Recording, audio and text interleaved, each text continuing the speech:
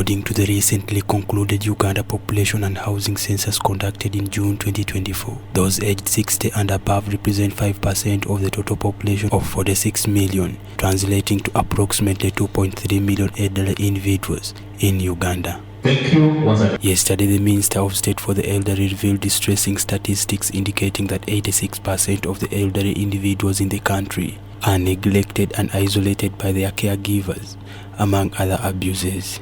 Domestic abuse is quite prevalent and is amongst intimate partners where violence is exercised to show power and control.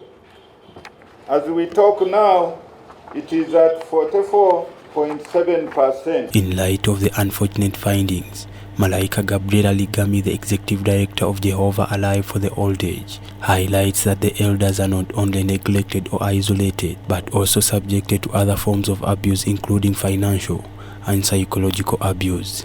We also have financial abuse, whereby you see most of the older persons are tortured on their own property, their own resources, their own finances, and it's really on the rise. And because of the high levels of poverty in the communities that we are serving, you find out older persons are really vulnerable when it comes to financial abuse.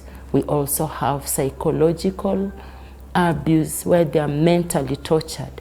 They are not sick, they are not financially abused, but mental torture, psychological torture, that is really deep, because you cannot weigh the level of the torture they are going through. Malaika, an advocate for the rights of the elderly, attributes the various abuses to poverty, moral degeneration, and ignorance. She says that most older persons are not aware of their rights, thus falling prey to their perpetrators. Abuse is ignorant.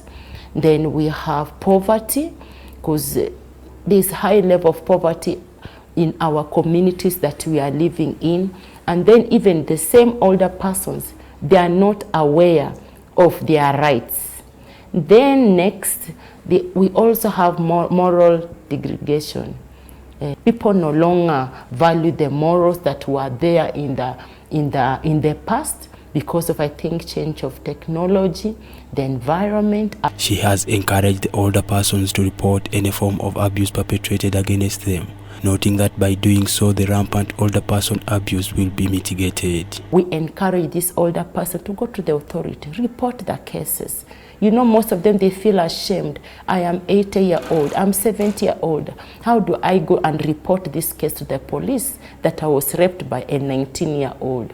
There is nothing like shame, because when we go and we report these cases to the police or to the authority, these victims are put in order. They are punished, and we shall see these abuses being reduced. And then also we have creating awareness, what I'm just doing and what we've been doing the whole month of September.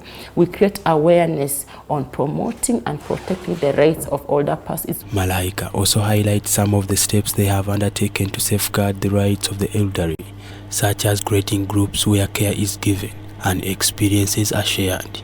We have gone down to the grassroots, because anything to see results, I have believed in starting from the grassroots, because that's where you'll get the results anyway, and starting from the top to the bottom.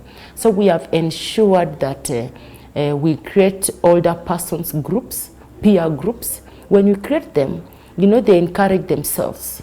At Jaffoa, what we do, we have grouped them per houses, like 20 houses of older persons. They come together, they do aerobics, spiritual encouragement of each other.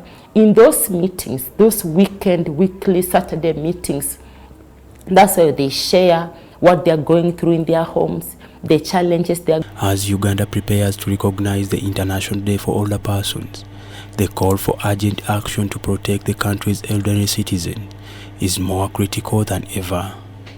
John William Ogenda, Freddie Chris Chisawo for BTM News Today.